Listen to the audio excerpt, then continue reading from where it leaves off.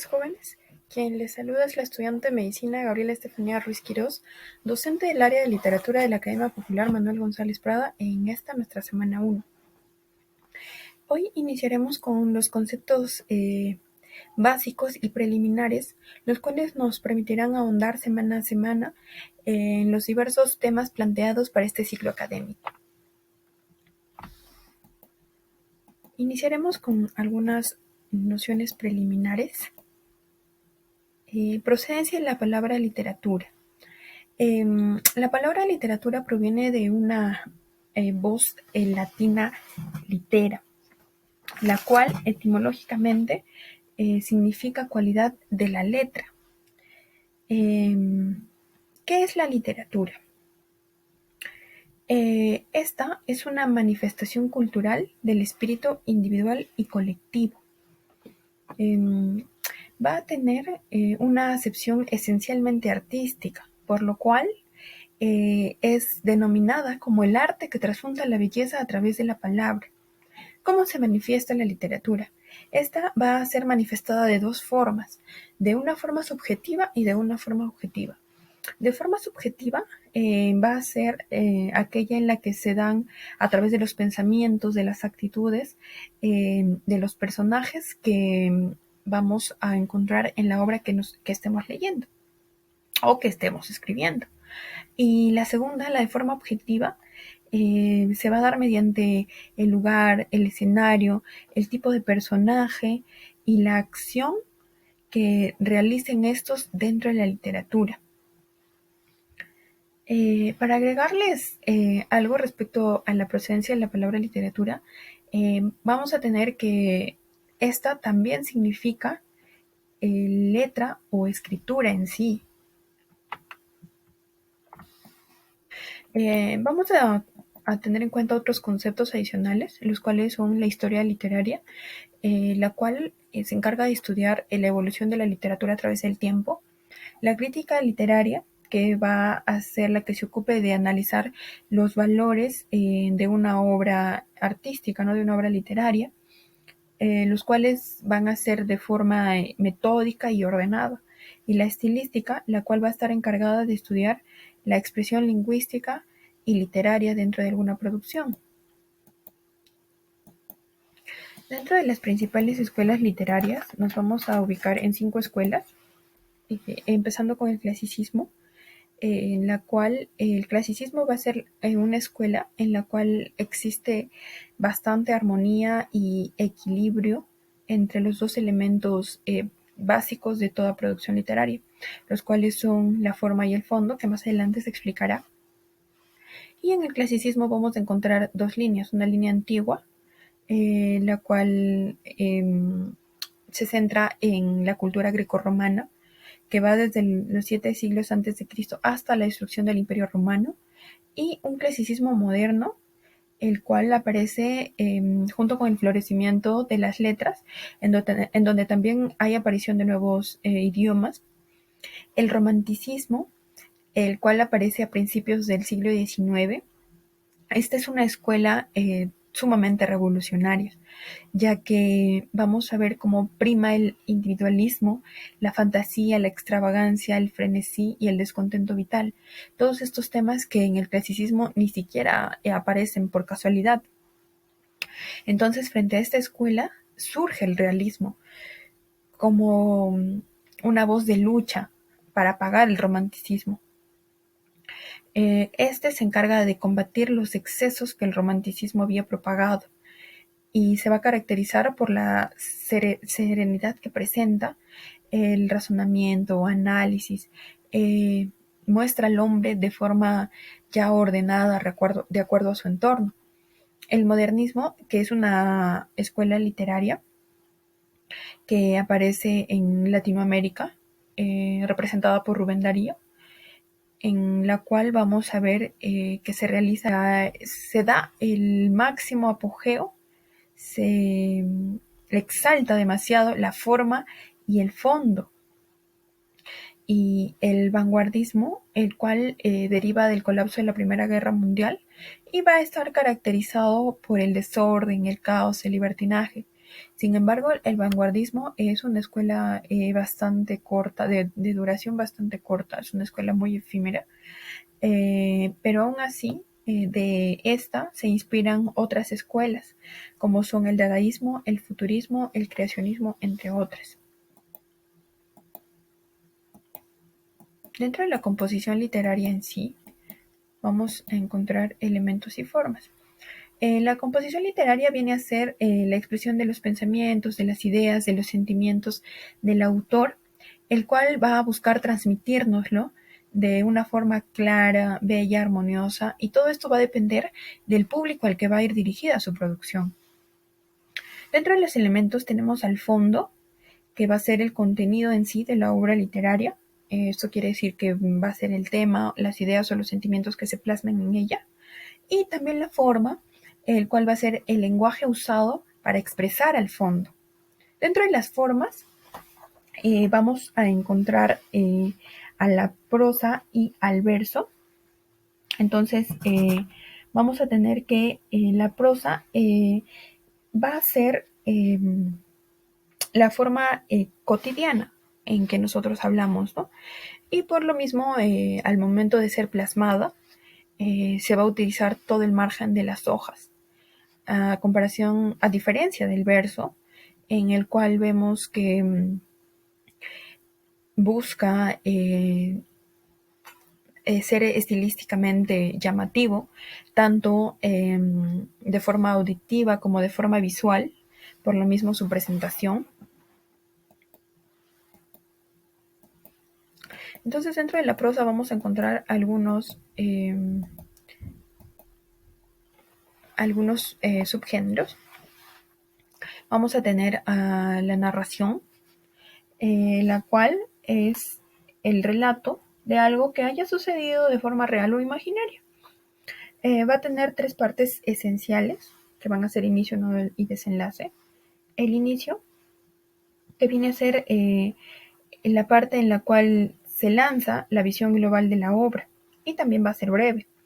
El nudo, o también conocido como núcleo, va a ser la parte en la cual la narración llega a su máximo clímax, y en donde los acontecimientos también se tornan sumamente interesantes y se van a evidenciar todos los conflictos por desarrollarse. Y finalmente en el desenlace, que va a ser donde los conflictos se resuelvan y se le dé un desarrollo a los hechos planteados. Dentro de la narración vamos a encontrar tipos. Una narración omnisciente, que va a ser en la cual el narrador va a ser quien sepa todo lo que sucede en la obra. Si bien es cierto, no participa, pero conoce absolutamente todo. Es el ente que presencia absolutamente todo el universo literario. Y en este narrador omnisciente vamos a encontrar de dos tipos. Uno que aún sin participar añade su posición frente a los sucesos, y otro que simplemente va a encargarse de contar todo, más no participa dando su opinión de lo que está ocurriendo. Y un narrador personaje, el cual a la vez cuenta, pero también va a participar de esta obra. Dentro de los elementos vamos a tener al narrador o persona, que puede ser en primera persona, cuando se refiere a los acontecimientos como si hubiera vivido o participado de estos. Al narrador en segunda persona, el cual va a relatar los hechos como si se lo estuviese contando a una sola persona. Y un narrador en tercera persona, el cual va a contar los hechos como un testigo presencial, pero sin embargo no va a intervenir. Dentro de los hechos, estos van a ser los que tienen que ver con la acción o las acciones que se realicen que se desarrollen, en la trama. El lugar o ambiente va a ser el escenario, el tiempo, que puede ser en el presente, en el pasado o en el futuro, y los personajes, los cuales pueden ser de tres tipos. los cuales van a ser divididos de acuerdo a su importancia. Esto quiere decir su protagonismo en la historia, ¿no? Aquí vamos a tener personajes principales y secundarios, los principales que van a ser los protagónicos y bueno, los secundarios que por el mismo hecho no van a tener el rol protagónico, ¿no? Pero que sí son indispensables porque su accionar va a complementar a los personajes principales. Eh, Vamos a tener a otro tipo de personajes que van a estar divididos por su profundidad psicológica, los cuales son planos, que son personajes sin profundidad psicológica, que van a ser construidos como estereotipos de algún sentimiento o conducta humana, y los redondos, que también pueden ser conocidos como esféricos o arquetípicos, que son de personalidad compleja y de profundidad psicológica. Generalmente estos van a mostrar que vienen siendo atormentados o presentan una transformación psicológica a lo largo del desarrollo de la obra. Y por la función que cumplen dentro de la obra, vamos a clasificarlos como héroes, villanos o antihéroes. Los héroes, que bueno, son los que van a presentar cualidades positivas y son con quienes se identifica la voz narrativa. Los villanos, que son los que se oponen al héroe, mostrando siempre una carga negativa. Y el antihéroe, que son los personajes que van a estar representados de forma realista y cruda, como que vienen a ser los marginados de la obra. En cuanto a la descripción, eh, esta consiste en ofrecer a través de nuestro lenguaje las características y circunstancias que ayuden a dar una idea de personas, animales, cosas, entre otros.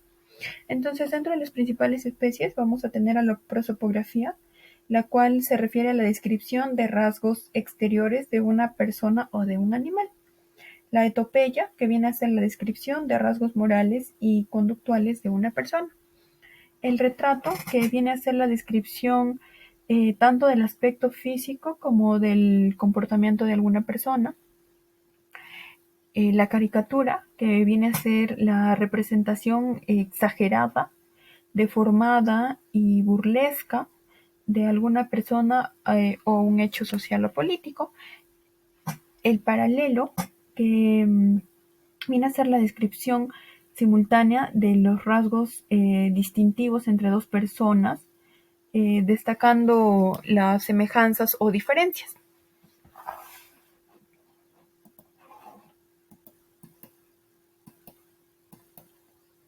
En cuanto a la exposición, esta se va a presentar de modo claro, convincente y ordenado, expresando una serie de ideas. Dentro de las principales especies vamos a encontrar al discurso, el cual se va a dar a conocer frente a un público determinado temas de carácter político, militar, social, entre otros. La conferencia viene a ser la disertación de carácter académico de algún tema en especial. La exhortación, que viene a ser una forma breve de exposición con la finalidad de apelar, persuadir en base a razones y ruegos. El ensayo, que es una exposición algo extensa con la finalidad crítica y didáctica sobre algún tema del cual se ha hecho un estudio profundo. La crítica eh, analiza o valora hechos importantes y el sermón, que pertenece a la oratoria sagrada en la cual se va a predicar exponiendo temas referentes a la moral y a la religión. Y en lo que corresponde a la argumentación, argumentar es sustentar con pruebas y razones una afirmación general sobre algún tema. Esta va a tener una estructura que va a ser la tesis, en la cual donde se va a dar la idea que va a ser convalidada o no, el desarrollo y la conclusión, en donde finalmente se va a evidenciar el valor de la tesis.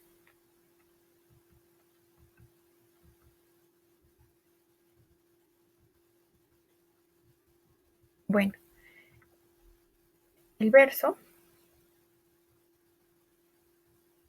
perdón, el verso eh, viene a ser como hace un momento mencionamos, la forma estilística en la que se va a representar la literatura. Entonces, esta va a estar sujeta a determinadas normas literarias, como la de la ley de los acentos finales, la cual se va a tomar a partir de la última palabra del verso. Entonces así vamos a tener para 4 tipos, ¿no? Aguda o en monosílabo, en la cual se va a aumentar una sílaba métrica. Esto va a tener bastante sentido cuando evaluemos los versos, la cantidad de versos. Una grave o llana, en la cual se cuentan por igual todas las sílabas métricas, por lo cual van a permanecer estables. En el caso de las esdrújulas se va a disminuir una sílaba métrica. En el caso de las sobresdrújulas se disminuyen 2 sílabas métricas. En lo que respecta a la versificación, el arte de componer versos en nuestra lengua. En lo que corresponde al metro, también conocido como métrica o medida, va a ser el número de sílabas métricas que tiene un verso. En otras palabras, es tal cual la medida del verso. Bien, vamos a tener también las licencias poéticas, las cuales van a buscar la regularidad del verso. Entonces vamos a tener de los 4 tipos, 2 que van a ser para de unión y 2 de separación. Entonces así tenemos en la diéresis, la cual es una separación artificial de un diptongo y la vocal de mayor fuerza sonora va a llevar el signo de la diéresis. La sinalefa, la cual en esta vamos a encontrar que la coincidencia de vocales finales con vocales iniciales, que por cuestión sonora se van a terminar uniendo y van a contar como una sola sílaba. Que opuesta a esta vamos a encontrar la dialefa, que así encontremos las coincidencias de vocal final con vocal inicial se van a mantener iguales, y la sinéresis, que es el hiato que vamos a simular que va a ser diptongo y va a terminar reduciendo también la sílaba métrica. Dentro de las clases de versos vamos a encontrar versos simples y versos compuestos. Dentro de los versos simples vamos a encontrar los versos de arte menor y arte mayor. Como hace rato mencionamos con la ley de los acentos finales, no hay versos monosílabos, así que desde bisílabos. Vamos a considerar los versos de arte menor desde 2 hasta 8 sílabas y los de arte mayor de 9 a 11 sílabas.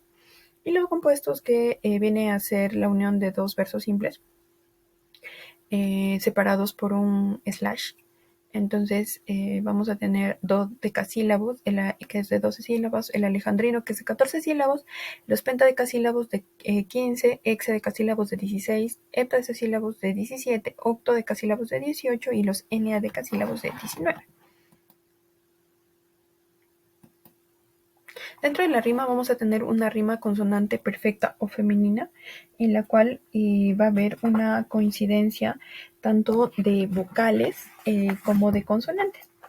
Les voy a leer un ejemplo para que esto quede más claro. Entonces así vamos a tener en tanto que de rosa y azucena se muestra la color en vuestro gesto, y que vuestro mirar ardiente honesto enciende al corazón y lo refrena. Vemos que hay coincidencia de tanto vocales como consonantes. Y en la rima asonante imperfecto masculina, que solamente hay coincidencia de vocales. Entonces tenemos así: me moriré en París con aguacero, un día del cual ya tengo recuerdo. Me moriré en París y no me corro, tal vez un jueves, como es hoy, de otoño. Y en lo que corresponde a las estrofas, vamos a tener el pareado, que van a ser 2 versos, el terceto, que son 3 versos, el cuarteto, que vienen a ser 4 versos de arte mayor, la lira, que son 5 versos, pero que tiene la característica que el verso 1, 3 y 4 son heptasílabos, y el verso 2 y 5 en decasílabos, y la rima debe ir entre el verso 1 y 3 y la siguiente rima entre el 2, 4 y 5.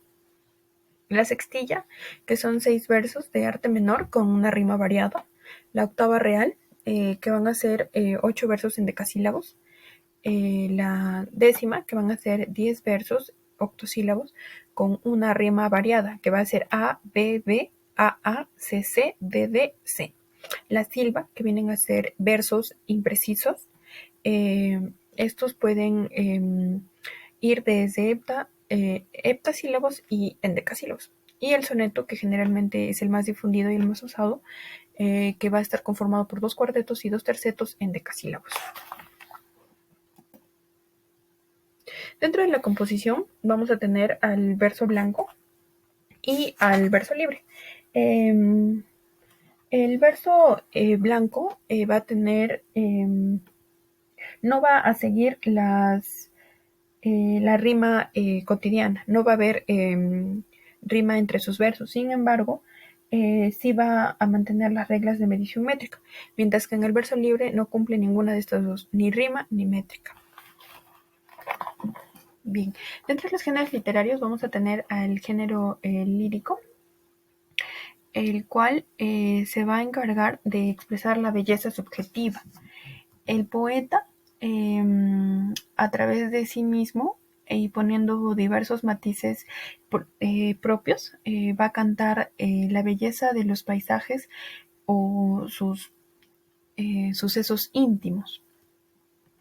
Entonces, dentro de esto vamos a tener a las principales especies como son la oda, que generalmente van a expresar entusiasmo de un tono solemne y de métrica variada. Entonces, aquí vamos a tener unas subespecies como son odas heroicas, filosóficas o morales. También hay festivas, religiosas y cívicas. Dentro de la elegía, es una composición lírica melancólica en la que se canta la pérdida de algo o alguien. Entonces nos va a servir para lamentar las ausencias o muerte. En lo que corresponde a la égloga, vamos a tener que es una composición poética de carácter bucólico. Va a reflejar la vida del campo y hace intervenir a los pastores, los que van a expresar sus amoríos. En el epigrama vamos a tener que es una estrofa que se desarrolla, en la que se desarrolla un solo pensamiento, por lo cual este pensamiento generalmente va a ser festivo o satírico. El madrigal, el cual va a ser una composición breve que trata temas amorosos o que exaltan la figura de la mujer de gran belleza. El himno, el cual va a ser generalmente de literatura religiosa. Su objetivo va a ser honrar a alguien o celebrar algún suceso memorable. El epitalamio es el himno de la boda y se va a caracterizar por su dulzura, elevación, galantería y de poca trascendencia. Y el yarabí, que proviene del arahui, con su máximo representante en el Perú, Mariano Melgar, el cual generalmente va a ser de temas amorosos, idílicos. El género dramático, en el cual, dramático o teatro, es en el que se usa, esta composición es usada en el teatro. Antes se escribía en verso, ahora generalmente ya es en prosa, y el diálogo va a ser una de sus principales formas de composición. Y va a estar, está direccionado para un público, para ser representado frente a un público. Entonces así tenemos la tragedia, el cual es la representación de terribles conflictos entre personajes superiores y otros muy vehementes, los cuales van a ser víctimas de grandes pasiones que no pueden dominar, y va a tener un desenlace funesto. En la comedia va a ser la representación de un conflicto de aspecto alegre y divertido de la vida humana y cuyo desenlace tiene que ser feliz. El drama es la representación de problemas graves ocasionalmente con intervención de algún elemento cómico, y su final generalmente va a ser sombrío. El auto sacramental generalmente va a ser sobre temas y personajes bíblicos y religiosos que van a tener que ver mucho con el misterio de la Eucaristía. El entremés, que tanto el entremés como el sainete eran producciones de un solo acto que se presentaban en los intermedios de obras mucho más grandes.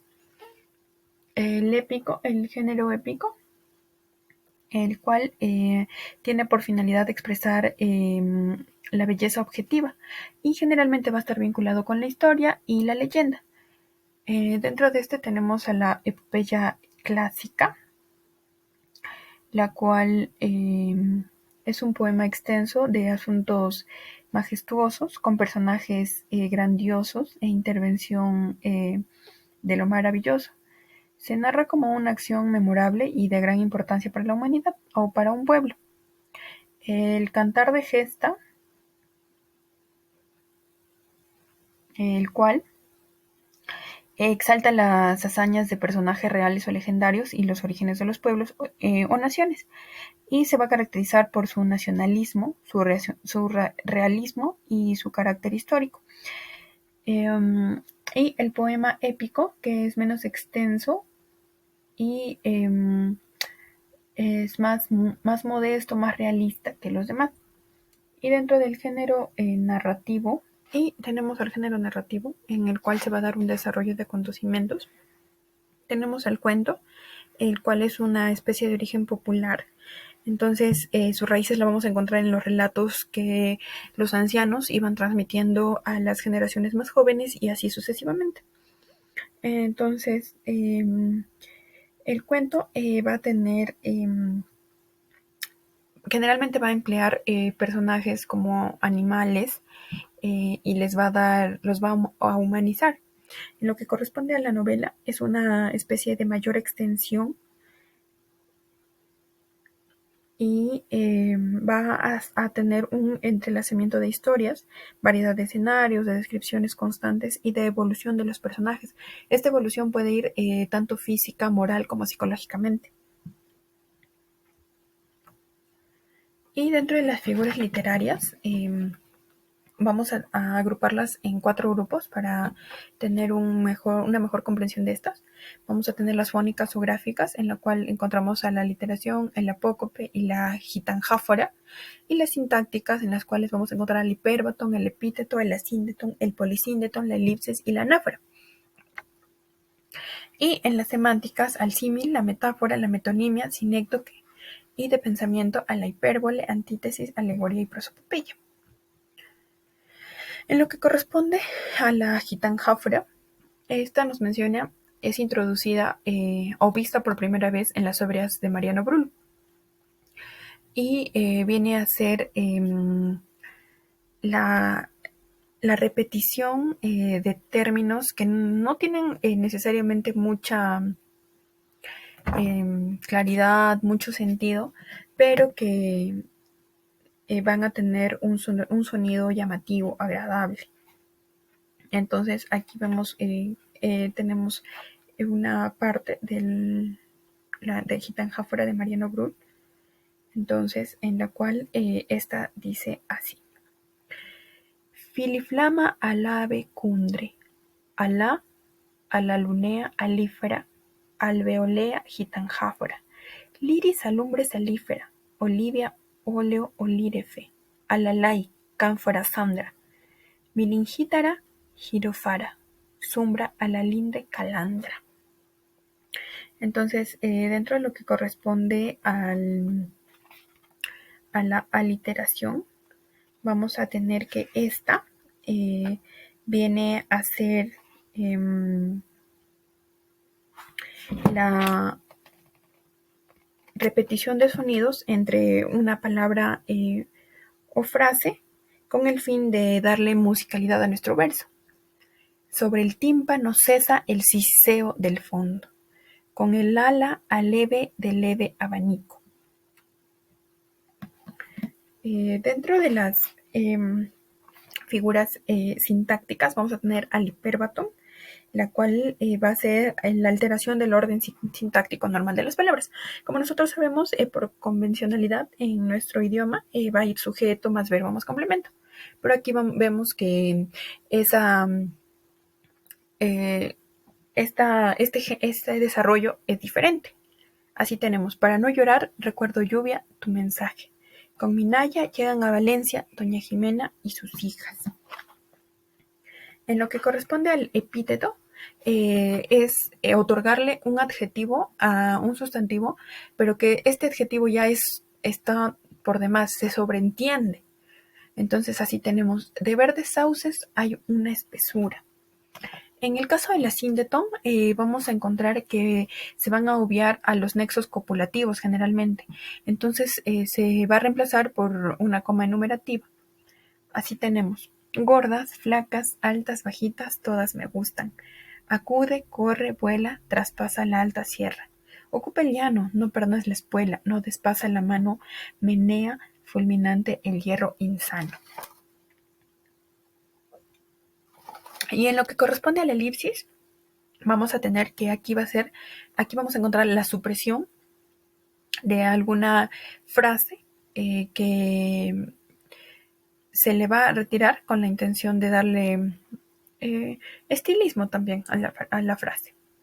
Así tenemos, hoy iremos a cenar y mañana de compras. Así se obvia ya el iremos. Año de nieves, año de bienes, obviando al es. Quiero un café con leche y canela, obviando al con.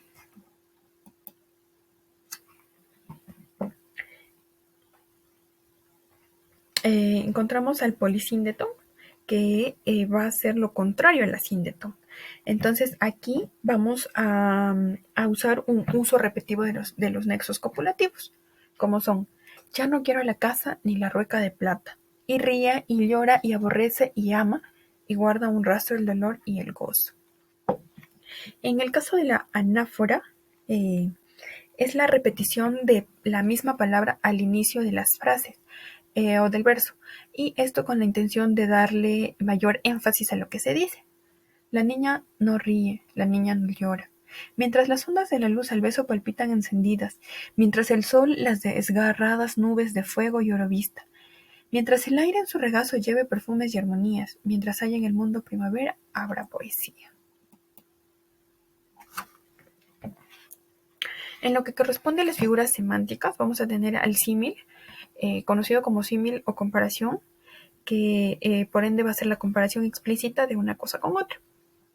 Y generalmente vamos a reconocerlo porque va a utilizar formas tales como, cual, que o se asemeja a. Sus mejillas rugosas como la corteza de una vieja encina. La metáfora, que también nos menciona, va a ser una comparación implícita, pero de forma figurada. Entonces así tenemos, en colores sonoros suspendidos oyen los ojos, miran los oídos. La metonimia, que viene a ser la designación de algo con el nombre de otra cosa, pero estas deben tener una relación de contigüidad. Lo que se le cambie de nombre tiene que tener relación de contigüidad. Y el sinécdoque es muy similar a la metonimia, excepto que aquí la relación debe ser de inclusión. En la metonimia de contigüidad y en la sinécdoque de inclusión. Entonces tenemos autor por obra. Nos referimos a un Picasso cuando se está hablando de un cuadro de Picasso. En el museo hay varios Rubens, o sea, nos referimos a cuadros de Rubens. Llegó a Virgilio, o sea, una obra de Virgilio. El instrumento por el artista. La mejor pluma de la literatura universal es Cervantes. Cuando nos referimos al escritor, claro, ¿no? Lugar, por lo que en él se produce. Un Rioja, o sea, un vino de Rioja. Un Jerez, un vino de Jerez. Un objeto poseído por poseedor. El primer violín de la orquesta, que se refiere al que toca el violín. La materia por el objeto. Un lienzo, que se refiere a un cuadro. El nombre del objeto por el del otro contiguo a él. El cuello de la camisa. Y en el caso de la sinécdoque, vamos a tener la parte por el todo, porque mencionamos que aquí es de inclusión. Pidió su mano, el todo por la parte, dame tu teléfono, lo singular por lo plural, el chileno es flojo, eh, lo plural por lo singular, la patria de los descubridores.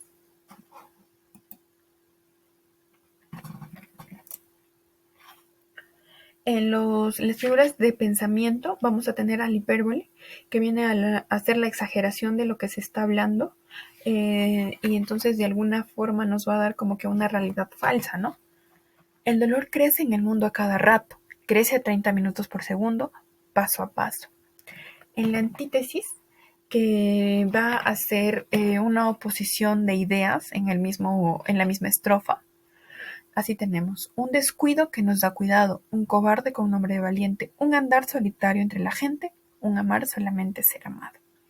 Y las alegorías, que vienen a ser la materialización estéticamente de ideas abstractas, como son: nuestras vidas son los ríos que van a dar en la mar, allí van los señoríos, allí los ríos caudales, allí los otros medianos. Y bueno, eso ha sido la clase por hoy. Y aquí les estoy alcanzando algunas perlas literarias que son características propias de la escritura de cada autor de acuerdo al género que se ubican. Tenemos en el teatro, en la tragedia moderna, en la comedia, en el clasicismo. También vamos aquí a ver algunos autores peruanos, en el drama, en el auto sacramental, en el entremés.